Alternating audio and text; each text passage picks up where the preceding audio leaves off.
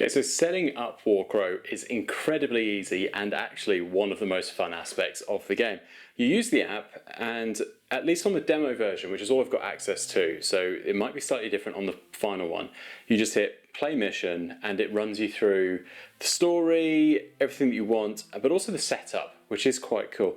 Again, and this is another thing that I prefer over the likes of Gloomhaven, where you've got a big manual, a big book, you've got to go to the right page, you've got to do it all from there. This is very nice because it's also very visual. So you can zoom in on things, you can see exactly where things are, you can twist the maps to be able to, I suppose, like see them from different perspectives if you want. But it's incredibly easy. So all I've done is followed the app. That is as easy as the setup is. So shall we get into what I've got in front of me and how I'm about to use it?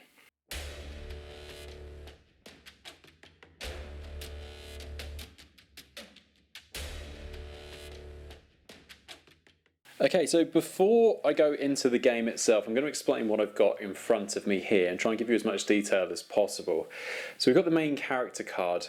Judging by the rules I was sent, there's probably also a reference card that comes along with this that wasn't included in the demo, but this might not be everything that you'll get if you get the Kickstarter for Warcrow.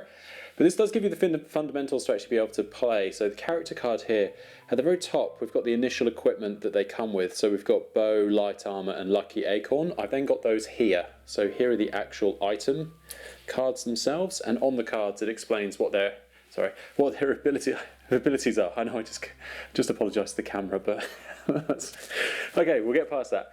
We then have, this is the initiative token, which again will become a bit clearer when I show you initiatives and all of that sort of stuff, but each character gets one of these. Then you've got ability cards for each character too. So we're looking at Dadach, I think it's Darach, the Wildling. I'm just going to call him the Wildling because you know how bad I am at pronouncing things anyway. So yeah, we've got ability cards, so stealth attack, double attack. So this is all just for the demo game. I assume that you'll be able to upgrade items, upgrade abilities and everything like that throughout the course of the campaign, but I'm just showing you what's in the demo and how the game is played, not really worrying too much about where the game goes in the long run. We then have the character card that you can see here. This is the energy action chart.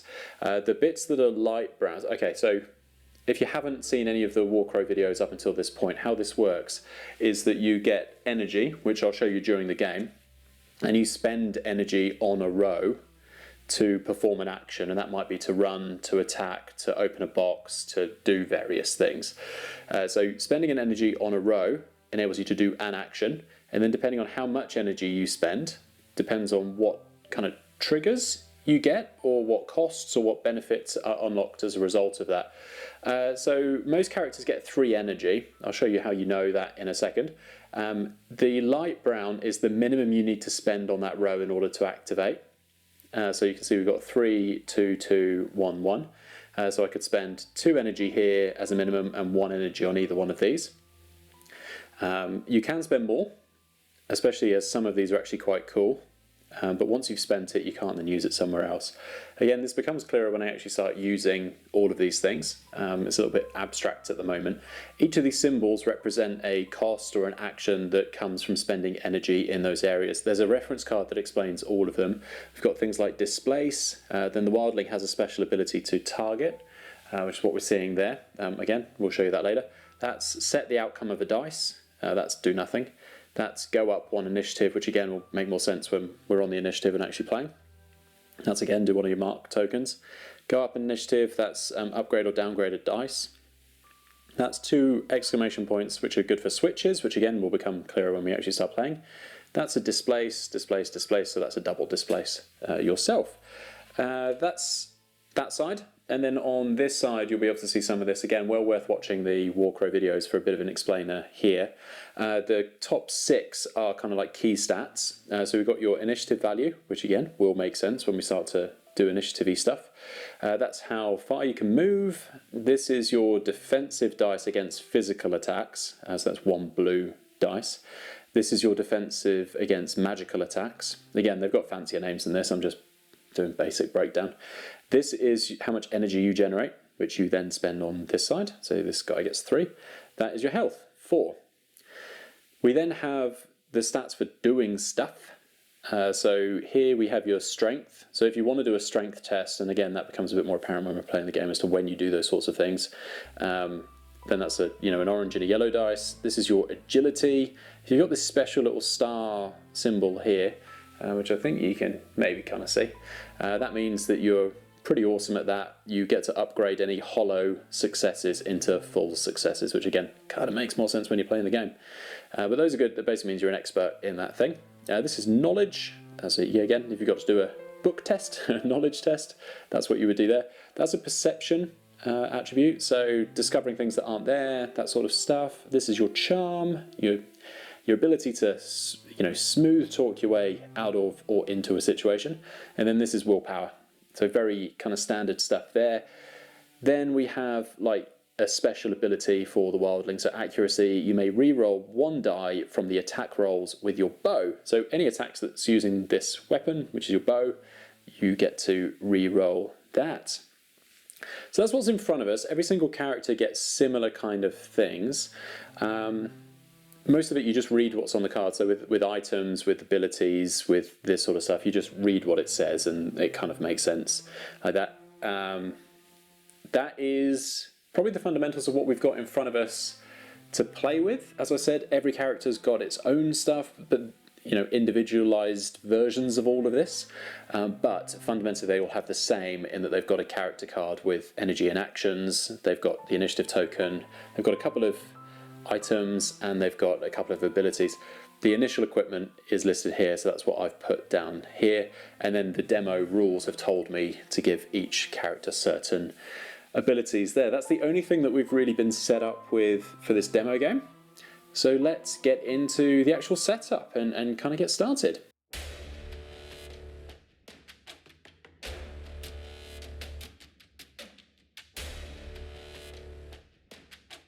So welcome to the game. Apologies for the various angles that you have available to you, but this is the best I could do to show you as much as what's going on as possible from a demo perspective. The only thing that is here that isn't included is this dice tower.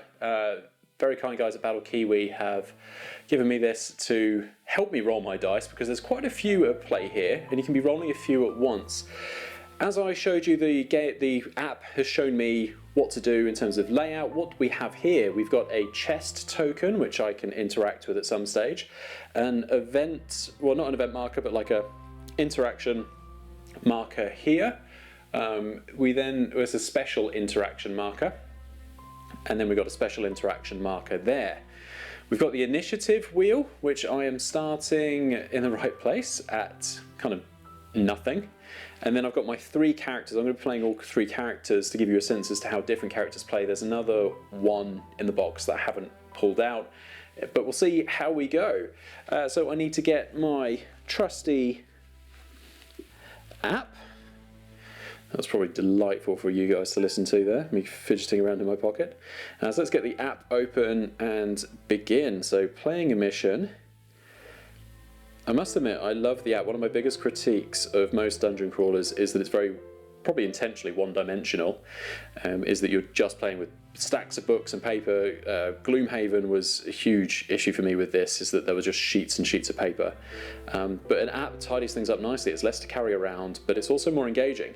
So on the app I can tap on each of these interactions to read a bit about it, and it says things like, do you want to interact with that? Do you want to interact with that? So you can read all of this before you make your decisions as to where you're going. In terms of how you start the game when there's no one available, you get a run action, and then you can only do one other thing. In terms of deciding who goes first, that's down to you and your party. So because it's me and I'm the party, I'm going to make the decision to move this one first to come to here.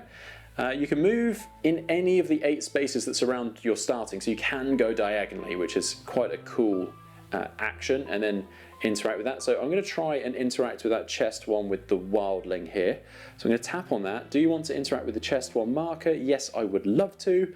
Get some cool dialogue, which you can see there. Rusty padlock, and then you get the dialogue on the left and then the action on the right. So I can either do an agility test to pick the lock, or I can do a strength test to smash it open. I'm going to look at the abilities of this character and see which one's going to play to my advantage a bit more. They're an expert in agility, and I would get 2 oranges and a yellow. So I'm going to grab 2 oranges and a yellow to do an agility test on that. Any hollows go straight to stars, but I think that's only really relevant on attacks. So I've got how many successes? 1, 2, 3 successes there. So I'm going to pick the lock. They asked me how many successes I had. I'm going to put in 3 and check to see if that's good enough. You open the padlock effortlessly. Great work.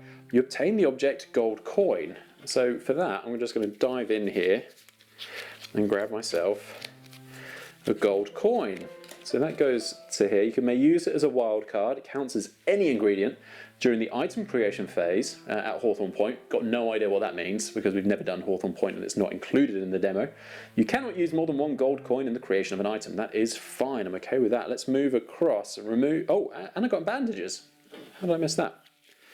Got some bandages too. First aid. So that's an action. So I would spend an energy to use a action row. You first heal up to 2 from your character or an adjacent character. That's pretty cool. I'm just going to pop those there. Pop that away, remove that. It's telling me to do that, so that is removed. Enemies. I have none. But it just came up with that anyway. Okay, so that is that. That's that activation. So next one I'm going to do... Who should I do? Her. Going to move forward. Her is Ludovine, for you know, those that are more up to speed than I am. So she's done a free move, and now she's going to do 1 action, which is going to be to interact with the Hawthorne Point guard. Yes, we would like to interact with the Hawthorne Point guard. He rolls his eyes at you wearily, of course he does.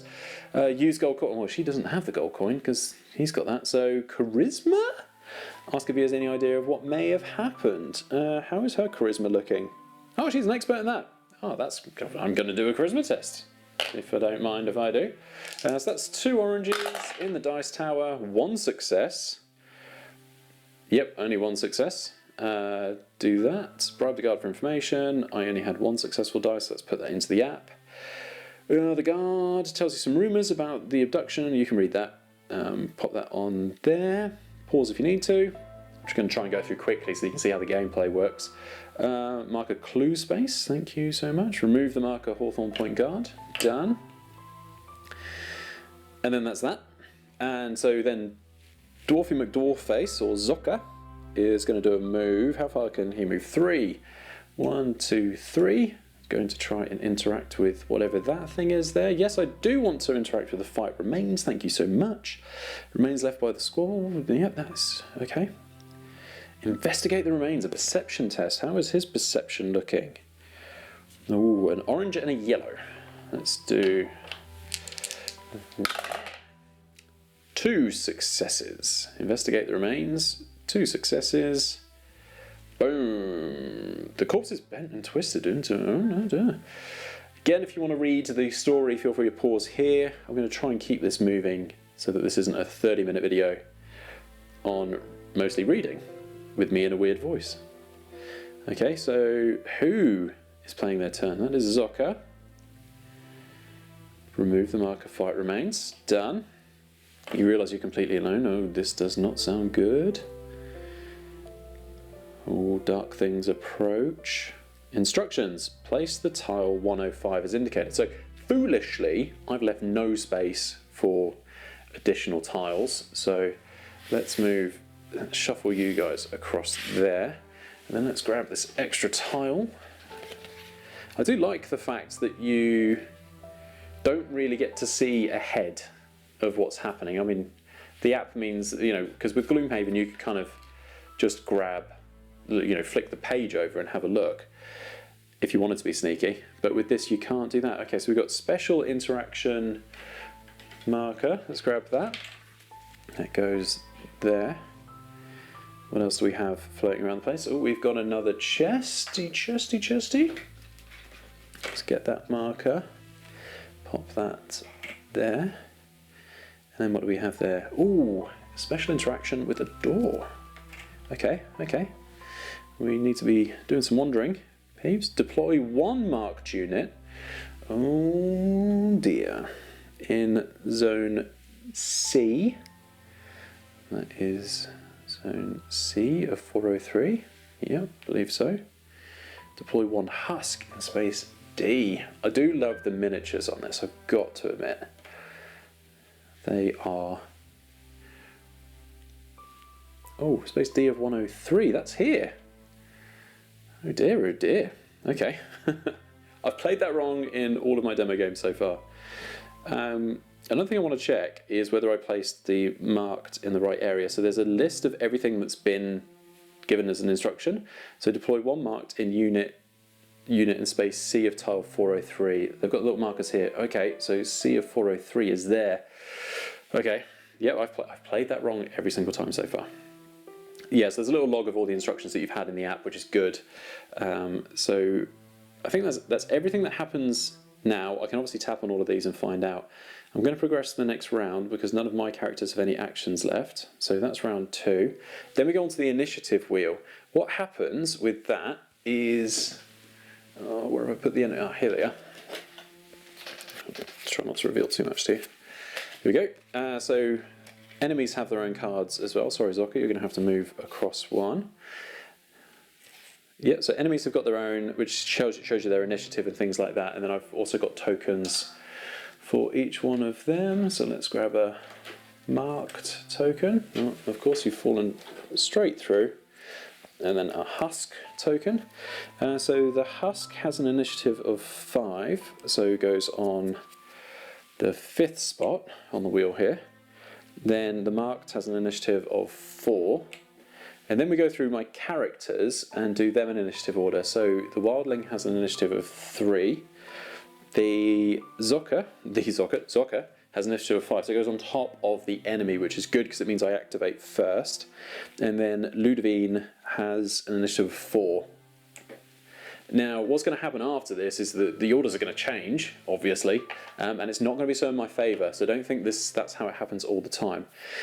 Then we move the marker to the first. You can obviously go step by step, and it might matter if you do that later in the game, but for the demo purposes, we're going to go straight to 3, and it's going to be Darach the Wildling.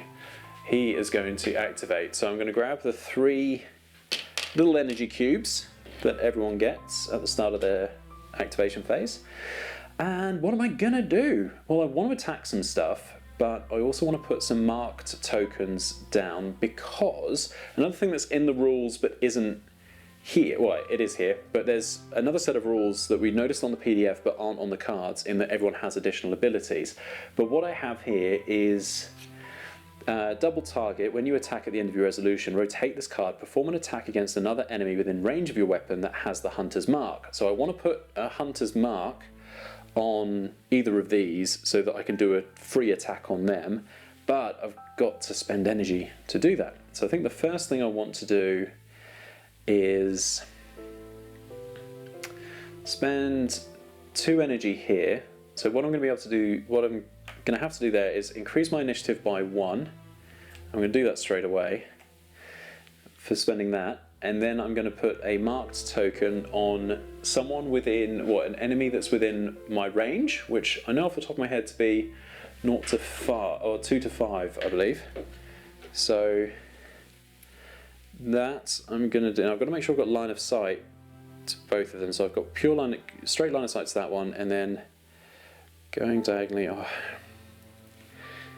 Okay, so I do get a free move because I don't start adjacent to an enemy. So what I'm going to do first is come to here.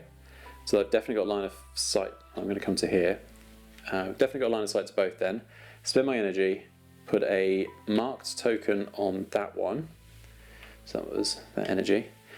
But I'm actually going to spend the energy, the action itself, on shooting the husk with my bow. And when I attack with my bow, I can modify 1 die from your attack roll at the end of your activation. Flip this card. Okay, so what do I get? I can re-roll 1 dice as well because of accuracy. So I'm going to be starting off by doing 2 yellow. That's the bow's natural thing here.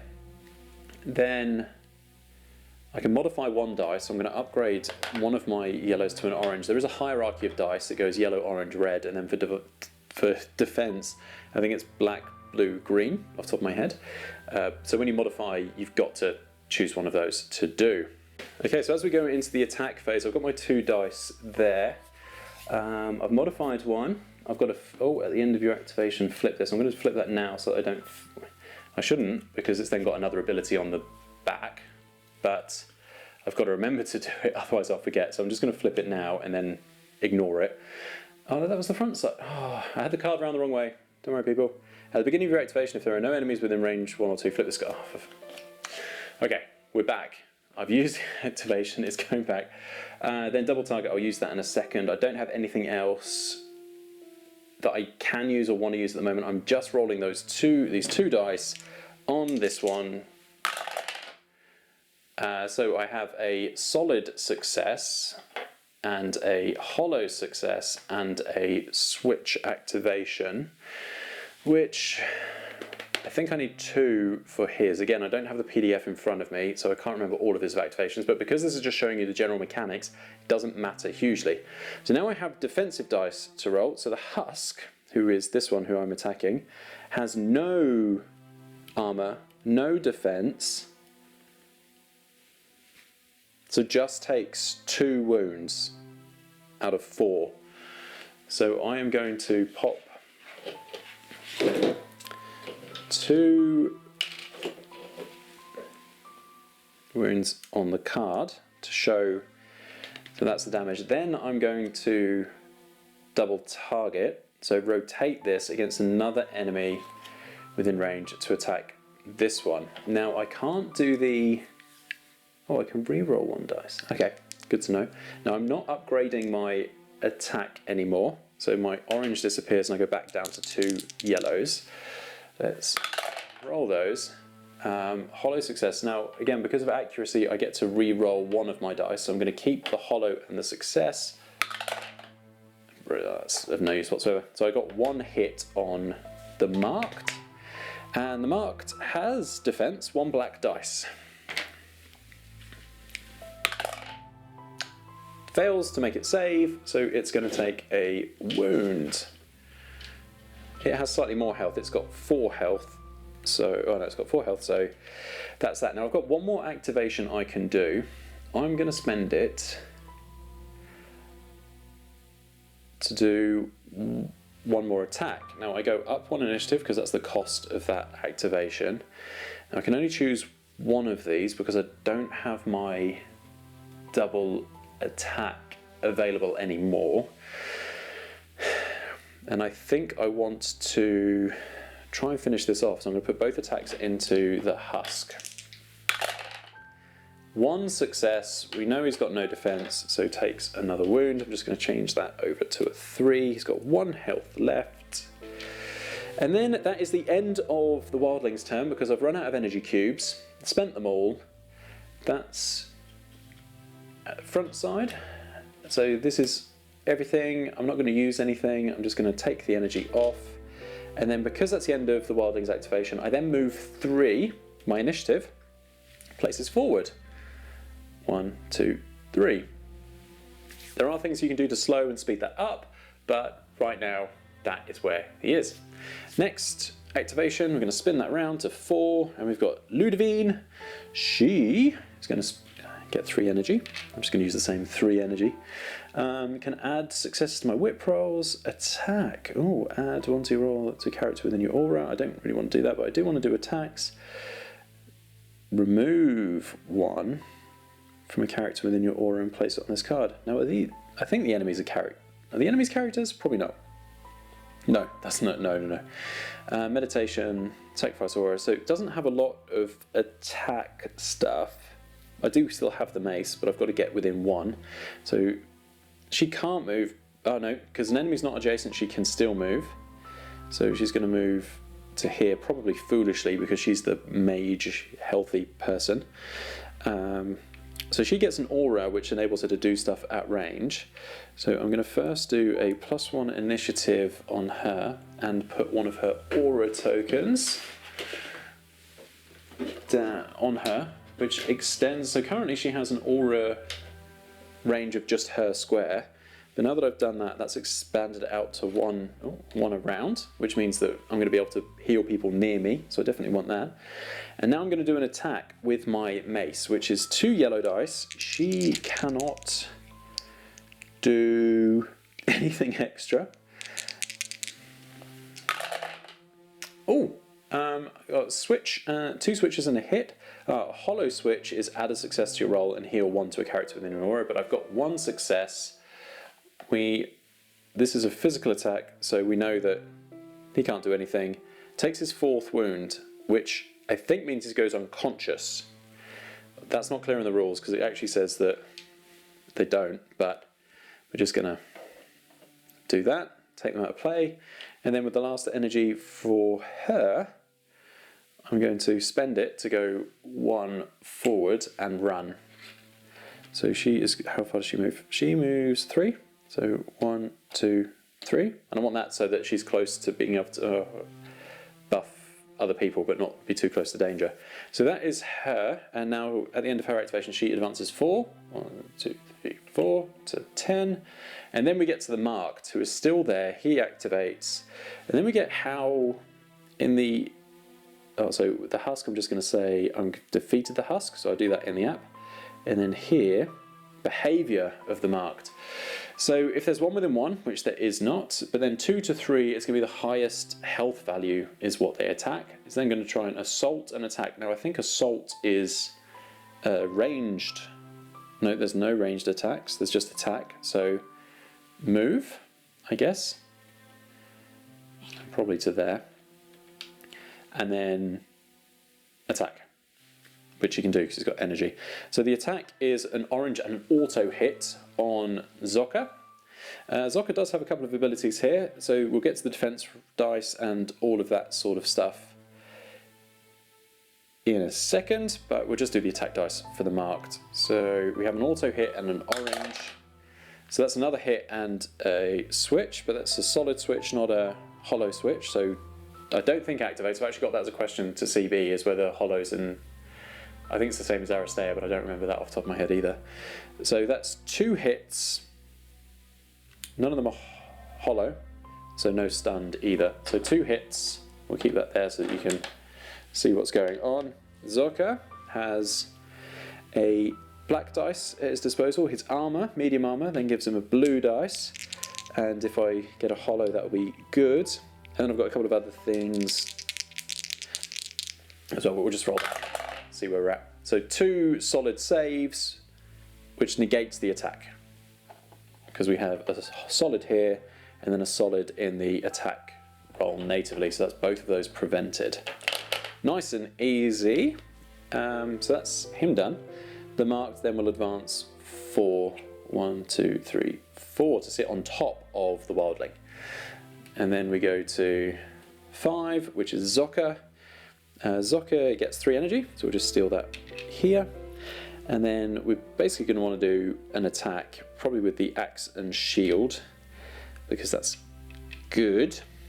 So what will we do? Oh, we do want to taunt as well, which are these tokens here.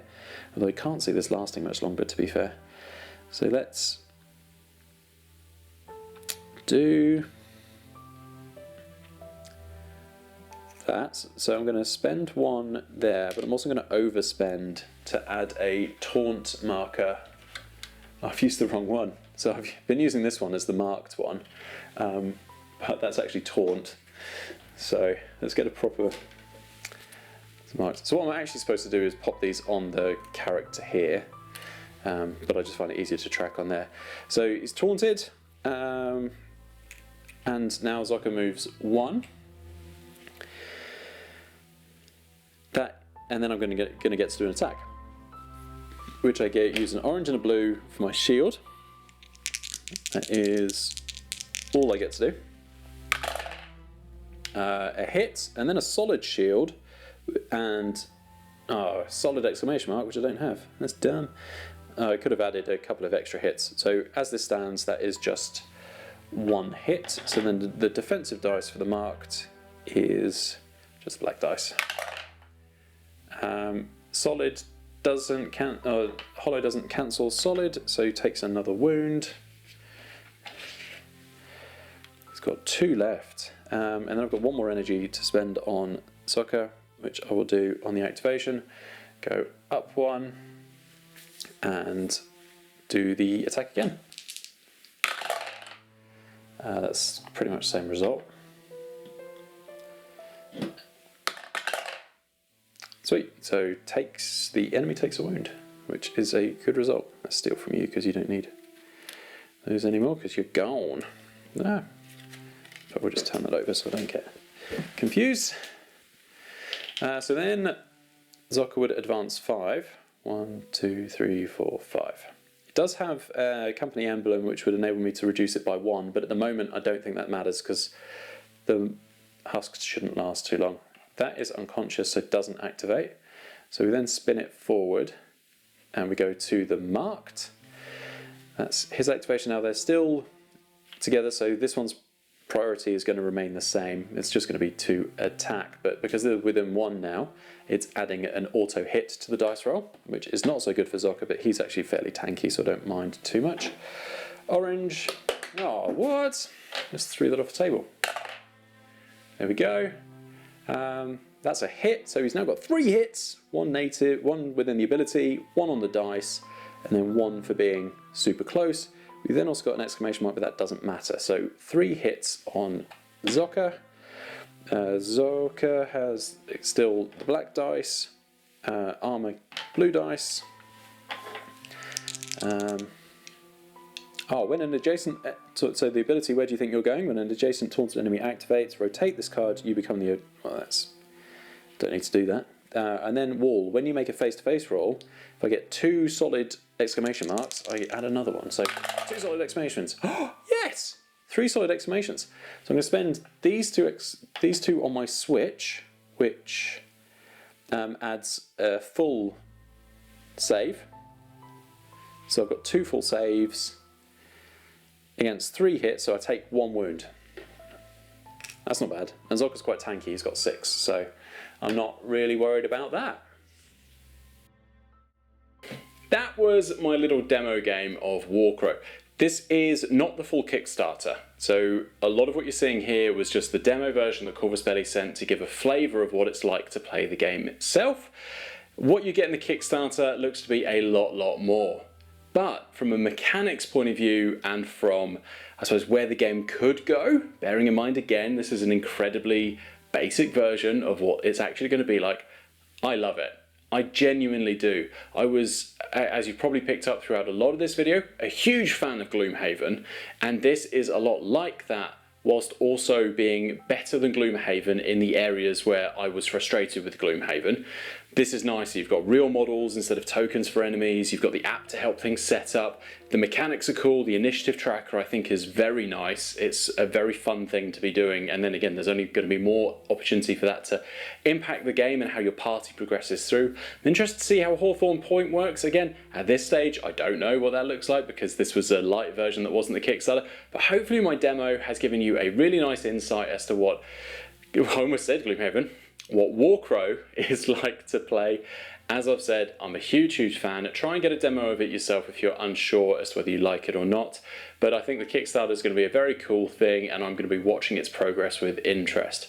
Thank you again for watching. I hope you've enjoyed the vid. Jump in the comments below to let me know what you think and enjoy Warcrow if you do get a chance to play it.